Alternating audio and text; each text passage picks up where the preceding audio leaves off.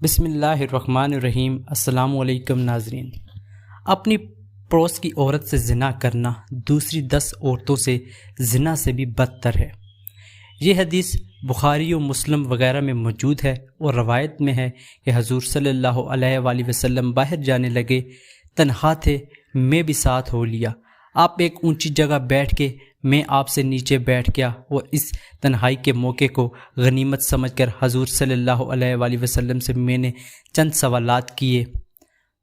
خطبہ حجۃ الوداع میں حضور صلی اللہ علیہ وآلہ وسلم نے فرمایا، 4 گناہوں سے بچو: اللہ کے ساتھ شرک، کسی حرمت والے نفس کا قتل، زناکاری اور چوری۔ مسند احمد میں حضور صلی اللہ علیہ وآلہ وسلم نے اپنے اصحاب سے پوچھا، زنا کی بابت تم کیا کہتے ہو؟ انہوں نے جواب دیا، وہ حرام ہے اور وہ قیامت تک حرام ہے۔ آپ نے فرمایا، ہاں سنو، انسان کا اپنی پڑوس کی عورت سے زنا کرنا دوسری 10 عورتوں سے زنا سے بھی بدتر ہے۔ پھر آپ نے فرمایا، چوری کی نسبت کیا کہتے ہو؟ انہوں نے یہی جواب دیا کہ وہ حرام ہے، اللہ اور اس کے رسول سے اسے حرام قرار دے چکے ہیں۔ آپ نے فرمایا، سنو، 10 جگہ کی چوری بھی اتنی بری نہیں جیسی پڑوس کی ایک جگہ کی چوری۔ حضور صلی اللہ علیہ وآلہ وسلم کا فرمان ہے کہ شرک کے بعد اس سے بڑا گناہ کوئی نہیں کہ انسان اپنا نطفہ اس رحم میں ڈالے جو اس کے لیے حلال نہیں۔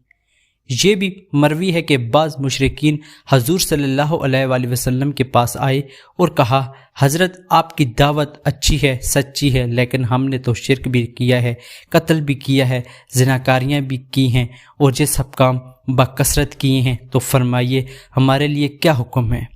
اس پر ایک آیت اتری جس کا ترجمہ ہے، رسول اللہ صلی اللہ علیہ وسلم نے فرمایا کہ اللہ تمہیں اس سے منع فرماتا ہے کہ تم خالق کو چھوڑ کر مخلوق کی عبادت کرو، اور اس سے بھی منع فرماتا ہے کہ اپنے کتے کو تو پالو اور اپنے بچے کو قتل کر ڈالو، اور اس سے بھی منع فرماتا ہے کہ اپنی پڑوسوں سے بدکاری نہ کرو۔ اسام جہنم کی ایک وادی کا نام ہے، یہاں وہ وادی ہے جن میں زانیوں کو عذاب دیا جائے گا۔ اس کے معنی عذاب و سزا کے بھی آتے ہیں۔ حضرت لقمان حکیم کی نصیحتوں میں ہے کہ اے بچے، زناکاری سے بچنا اس کی شروع میں ڈر، خوف ہے اور اس کا انجام ندامت و حسرت ہے۔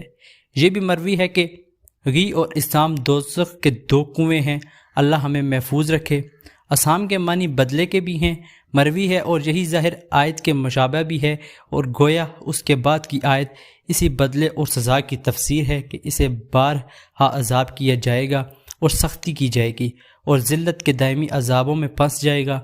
ان کاموں کے کرنے والے کی سزا تو بیان ہو چکی ہے، مگر اس سزا سے وہ بچ جائیں گے جو دنیا ہی میں توبہ کر لیں، اللہ ان کی توبہ قبول فرمائے گا۔